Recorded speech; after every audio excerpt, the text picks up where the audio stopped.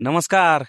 थोडीशी चूक किती मोठा घोटाळा करू शकते हे तुम्हाला दाखवायचं मित्रांनो. अगदी छोटासा व्हिडिओ आहे, पण एक चूक जर आपल्याकडून झाली तर काय परिणाम होऊ शकतात ते बघा. आपली जेवढी पण भाजीपाला करणारे शेतकरी आहेत ना, तर त्यांनी कोणत्या गोष्टीची काळजी घेतली पाहिजे. खास करून जर तुम्ही धने वगैरे काही टाकत असाल ना, भाजीपाल्यामध्ये जेवढे काही भाजीपाले ते टाकताना जर एक एक चूक जर तुमच्याकडून झाली तर किती मोठं नुकसान होऊ शकतं. आज तुम्हाला या व्हिडिओमध्ये दाखवायचं.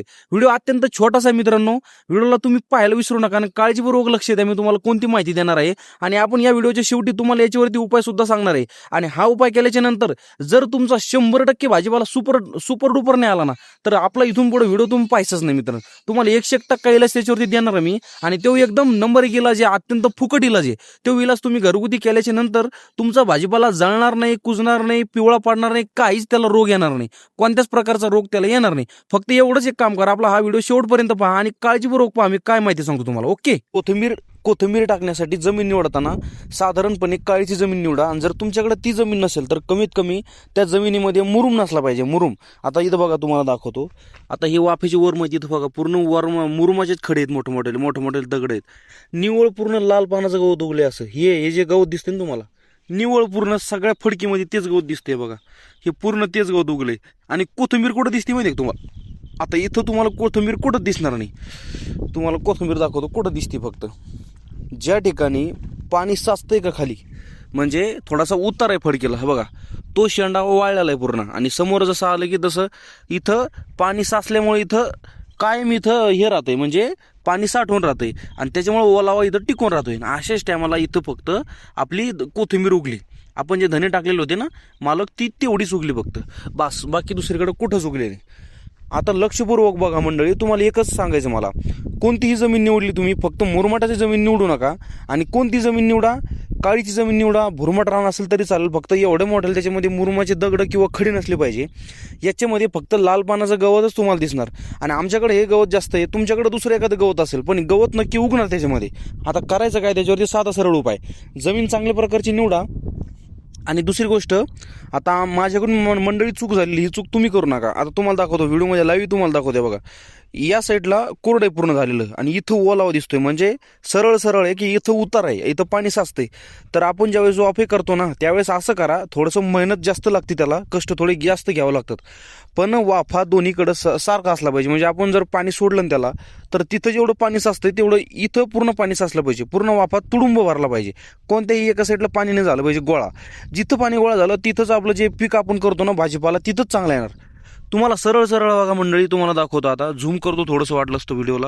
हे बघा, इथं ओलावा झाला, इथं लगेच आपल्याला कोथिंबीर उगून आलेली दिसते, पण इथं कोरड्या जागेवर एक पण झाड आलेलं नाही कोथिंबीर, इथं फक्त गवत आलंय.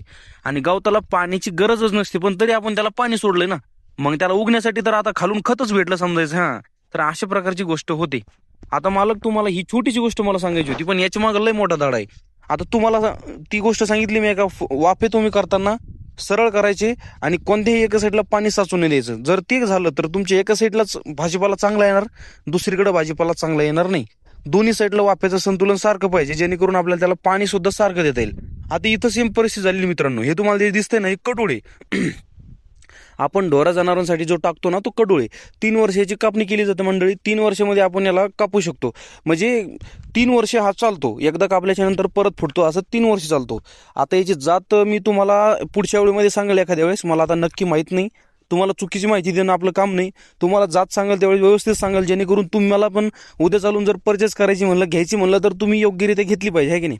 आता इथं सुद्धा तीच कंडिशन झालेली. आता सरळ तुम्हाला दाखवतो मालक.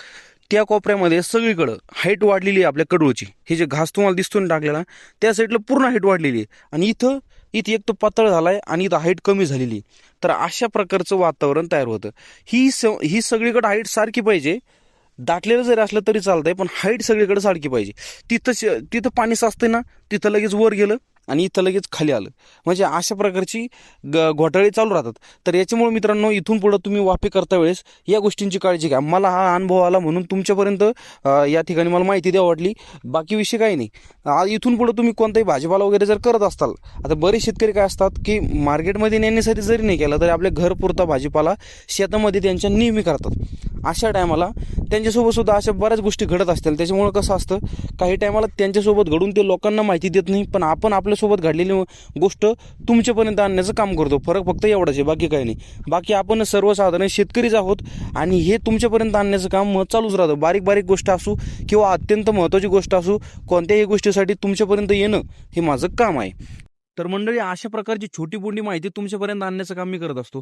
मंडळी, तुम्हाला एक आवर्जून सांगायचंय, जर तुम्ही आतापर्यंत आपल्या चॅनलवरती नवीन असाल तर तुमच्याच हक्काचं चॅनल आहे, लवकरात लवकर सबस्क्राईब करून टाका, जेणेकरून पुढचा असा जे एखादा तडजोडीचा व्हिडिओ तुमच्यापर्यंत सगळ्यात अगोदर आला पाहिजे. आणि हां, व्हिडिओमध्ये मला कमेंट करा, जर तुमच्याकडे एखादा भाजीपाला असेल आणि तुम्हाला त्याच्यावरती योग्य औषध किंवा योग्य खत कोणतं वापरायचं, काय करायचं, नियोजन कसं करायचं, जास्त करून शेतकऱ्यांना खतं पाण्याच्याच अडचणी असतात, म्हणजे औषध वगैरेची फवारणी, तर तुम्हाला मी योग्य माहिती देऊ शकतो. तर ह्या व्हिडिओच्या खाली मला तुम्ही कमेंट करा किंवा तुमचा व्हॉट्सअप नंबर द्या. एकतर मी याच्यावरती नवीन सेपरेट व्हिडिओ तयार करू शकतो, आणि जर एक दोनच शेतकऱ्याच्या मला कमेंट आल्या तर तेवढ्यासाठी व्हिडिओ तयार करायला आपल्याला काही पुरणार नाही. त्याच्यामुळे मी तुम्हाला तुमचा व्हॉट्सअप नंबर मला कमेंट्समध्ये टाकायला विसरू नका.